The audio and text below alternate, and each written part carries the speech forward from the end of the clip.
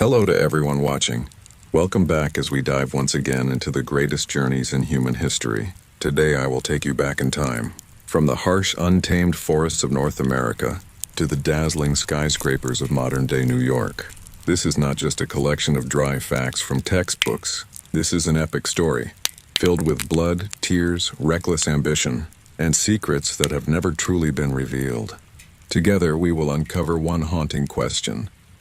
How did a wild, unclaimed land, a cluster of just 13 fragile, struggling colonies, rise so powerfully to become the world's #1 superpower, shaping the destiny of the entire planet? So fasten your seatbelt, stay focused, because this story begins right now, with a terrifying moment that history often rushes past far too quickly. Chapter 1, The Roar Before Birth. On a freezing winter night in 1775, at a remote outpost along the coast of Massachusetts, a thick fog swallowed everything in sight. A guard could barely see his own hand. But what he felt wasn't the cold, it was fear. Out in the distance, shadowy figures emerged through the mist. Massive British warships, armored and unstoppable, the most powerful military force on Earth at the time, advancing like ghosts, come to collect a debt. Inside a torn and fragile tent, a man named George Washington stared silently at a dying candle. On the table, a wrinkled map and a blank sheet of paper. He knew, one wrong move, and every man who followed him would be hanged as a traitor. But in his eyes there was no retreat, only a fire. The fire of destiny. We are not fighting to replace a king, he whispered to his men, his voice low, yet thunderous. We are fighting to destroy the very idea of kings, to create a world where every man is the ruler of his own life. The first battle did not begin with elegant speeches. It began with gunfire, sharp, violent, shattering the silence of the American countryside. Farmers holding hunting rifles, blacksmiths with hands still stained by coal, standing face to face against the most disciplined and feared army on earth, the Redcoats. It was madness. The weak, the hungry, the poorly equipped, daring to challenge an empire where the sun never set. Blood soaked into the green fields of corn, and yet something strange happened. Every time an American fell, it seemed like 10 more rose from the ashes, because they weren't just fighting with weapons, they were fighting with something far more dangerous, an unshakable belief in absolute freedom. In Philadelphia, behind closed curtains, inside a hidden room, Thomas Jefferson wrote feverishly. Every word he put on paper was like a blade, piercing through the crown of Britain. All men are created equal. The Declaration of Independence was not just a political document. It was a curse cast upon the old world, and a welcome to a new giant, slowly awakening. Meanwhile, the South remained rooted in vast cotton plantations, where millions of enslaved people suffered under brutal conditions. These two worlds could not coexist under one nation. In 1861, cannon fire erupted at Fort Sumter, and America tore itself apart from within. The Civil War began, the bloodiest conflict the nation had ever experienced. Brothers wore different uniforms and pointed guns at each other over opposing ideals. Abraham Lincoln, a tall man with deep, sorrowful eyes, stood at the center of the storm. He understood that if the nation broke apart at this moment, the dream of becoming a great power would be lost forever. The Battle of Gettysburg in 1863 became the graveyard of tens of thousands of young men, but it was also the place where the soul of America was reborn. When the war ended, the chains of slavery were broken, but the cost was a nation left in ruins and scarred beyond recognition. And yet, from those ruins, a massive industrial machine was awakened. Soldiers left the battlefield not to rest, but to enter blazing steel mills and dark coal mines. Powerful industrial leaders began to rise. Rockefeller controlled the lifeblood of industry, oil. Carnegie built the backbone of the nation with steel. And J.P. Morgan moved money like a master of unseen forces. America was no longer a child. It had become a strong, muscular young nation, now looking out at the world with growing ambition. Factory smokestacks rose high into the sky, blocking out the fading light of old Europe, signaling the beginning of a new era, an era that the world would soon come to know as the American century. Chapter 3, Black, Smoke and the Age of Uncrowned Kings. After the smoke of the Civil War cleared, America did not rest. Instead, it transformed into a massive construction site. The sound of hammers striking steel rang endlessly across the land as transcontinental railroads were built, connecting two oceans in a matter of days instead of months. But behind this dazzling progress was a ruthless game, played by brilliant and calculating minds. Imagine a thin man with piercing, hawk-like eyes. That was John D. Rockefeller. He did not mine gold. He controlled the blood of industry, oil. Through relentless and ruthless strategies, Rockefeller crushed all competition to build Standard Oil, an empire that controlled up to 90% of America's oil supply. Every time you lit a lamp or powered a machine, you were paying Rockefeller. At the same time, Andrew Carnegie, a poor immigrant from Scotland, used sheer determination to build blazing steel furnaces. Carnegie Steel constructed massive bridges and the first skyscrapers in cities like Chicago and New York, transforming the American skyline into a symbol of power and pride. And behind it all stood the financial wizard J.P. Morgan, a man whose control over money was so vast that he could rescue the U.S. government from collapse with a single check. Yet America at this time was like a boiling pressure cooker. Extreme wealth existed alongside deep poverty among the working class. Strikes erupted, and gunfire once again echoed through the streets of cities, like Pittsburgh and Chicago. But from this chaos emerged a man who would completely change the game. Henry Ford. Ford did not just build cars. He built a new way of life. With the assembly line, he transformed automobiles from luxury items for the rich into everyday tools for ordinary families. He paid workers enough so they could afford the very products they made. A powerful middle class was born, creating an unprecedented level of consumption in human history. America officially became the factory of the world, but this giant's ambition did not stop at its borders. In 1898, the explosive destruction of the USS Maine in Havana Harbor ignited a war with Spain. In just a few months, the United States defeated an aging empire and took control of the Philippines, Guam, and Puerto Rico. For the first time, the American flag flew over distant islands in the Pacific. America was no longer isolated. It had become a new empire. The 20th century opened with a chilling reality. Europe was a powder keg and America held the match. As World War I erupted, European powers destroyed each other in muddy, blood-soaked trenches. The United States remained outside the conflict, quietly selling weapons, food, and loans worth billions of dollars. When both sides were exhausted, America entered the war in 1917 like a savior. With fresh energy and overwhelming resources, it helped end the war and stepped into the negotiations at Versailles as the largest creditor on earth. The roaring 1920s, filled with jazz and artificial prosperity, led to a devastating scoot. The Great Depression of 1929. The nation plunged into darkness, with millions standing in line for food. But in its darkest hour, Franklin D. Roosevelt emerged with the New Deal, using the power of government to restore hope. And then fate struck again. On December 7, 1941, Japanese aircraft launched a surprise attack on Pearl Harbor.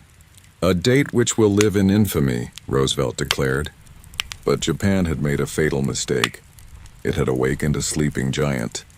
The entire American economy shifted into full war production at a terrifying speed. While Germany and Japan struggled to conserve fuel, the United States produced more ships, planes, and tanks than all other nations combined.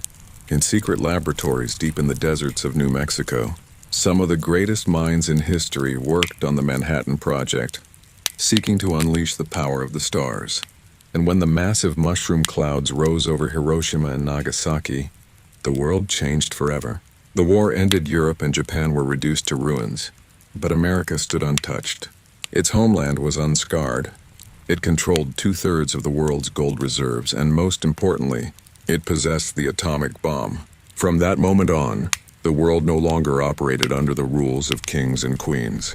It began to operate under the power of Washington and the U.S. dollar. Chapter: The War in the Shadows and the Year. Desire to reach the stars. In 1945, the guns fell silent across the battlefields of Europe. But a cold tension began to spread across the world. An iron curtain descended, dividing the globe into two opposing halves. On one side stood the United States, powered by the shining strength of the dollar. On the other stood the Soviet Union, driven by the rigid ideals of communism. This was no longer a war of armies clashing in open battle, but a Cold War, where intelligence, technology, and cultural influence became the sharpest weapons. America understood that to maintain its position as the number one power, it could not rely on military strength alone. It launched the Marshall Plan, pouring billions of dollars into rebuilding a shattered Europe. The ruined streets of Paris and Berlin soon echoed once again with the sounds of American cars, the smell of American cigarettes, and the rhythm of jazz music. It was a form of soft invasion. When you feed others and lend them money, you begin to own their future. Yet fear always lingered beneath the surface. In secret underground rooms of the CIA and the KGB, silent battles of intelligence unfolded every second. The entire world held its breath each time a nuclear missile was prepared for launch. The tension reached its peak during the Cuban Missile Crisis in 1962, when humanity stood just one decision away from total annihilation. Inside the Oval Office, President John F. Kennedy faced unimaginable pressure, determined to prevent the world from tearing itself apart. And then America realized something crucial. Whoever controls the skies controls the future. When the Soviet Union launched Sputnik into space, the United States was shocked. It refused to accept second place. "We choose to go to the moon," Kennedy declared, igniting the greatest race in human history. Billions of dollars and the brightest minds were brought together under NASA.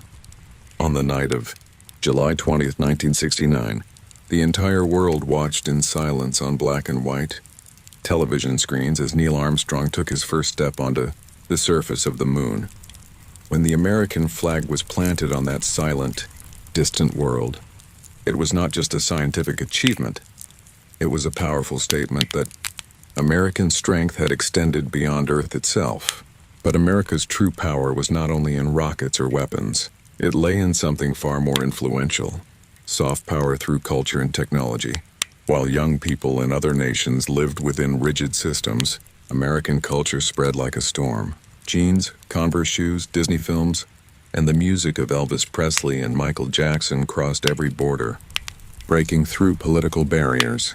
People might criticize the American government, but they still dreamed of living the American life. America did not need to conquer land.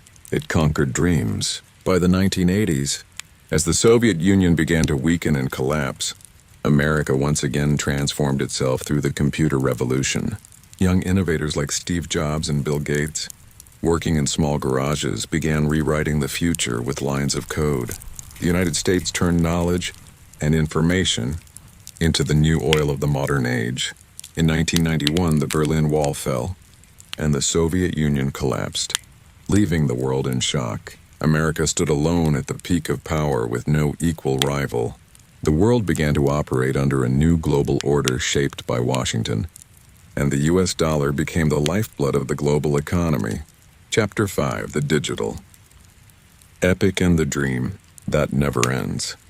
The 1990s opened with overwhelming optimism. Americans believed they had reached the end of history, where democracy and free markets would dominate forever. In a sunny valley in California known as Silicon Valley, the most rebellious and creative minds quietly built a new form of power: the Internet. If in the past Washington used rifles and Rockefeller used oil, now new kings like Bill Gates, Larry Page, and later Mark Zuckerberg and Elon Musk used data. The United States transformed the entire world into a connected village, where information, transactions, and even human thoughts pass through servers. Located in places like Virginia and California, this was a silent invasion, one that shaped people's minds from within. But on the morning of September 11, 2001, that sense of invincibility was shattered. The Twin Towers, symbols of financial power, collapsed in smoke and dust. For the first time since Pearl Harbor, America was attacked at its very core. The giant awoke in anger, entering decades-long wars in the Middle East. These conflicts consumed trillions of dollars and left deep scars within American society. As the 21st century unfolded, the world was no longer America's exclusive playground. In the East, a rising power began to grow at an astonishing speed. Competition shifted from nuclear weapons to semiconductors, artificial intelligence, and green technology. America no longer relied solely on military strength. It relied on innovation. When you hold an iPhone, use ChatGPT, or see a Tesla on the road, you are witnessing how America maintains its dominance by staying one step ahead of the world in ideas. Looking back over more than 200 years, from desperate settlers on the Mayflower to the blood-soaked fields of the Civil War, from footprints on the moon to the age of artificial intelligence, America did not become the world's leading superpower by luck. It rose to the top through a unique formula, a powerful combination of relentless ambition and almost extreme belief in freedom, and the ability to rebuild itself after every collapse. And the story of America is still being written. In lines of code, in biological laboratories, and in the ambition to reach Mars. There may be cracks, there may be conflicts, but the giant still stands. Looking out across the horizon and asking one question: what is the next limit to conquer? And so, my friends, our incredible journey through the rise of the world's greatest superpower comes to an end. A story that began with fire and blood, passed through steel and oil, and ultimately arrived at the brilliant light of future technology.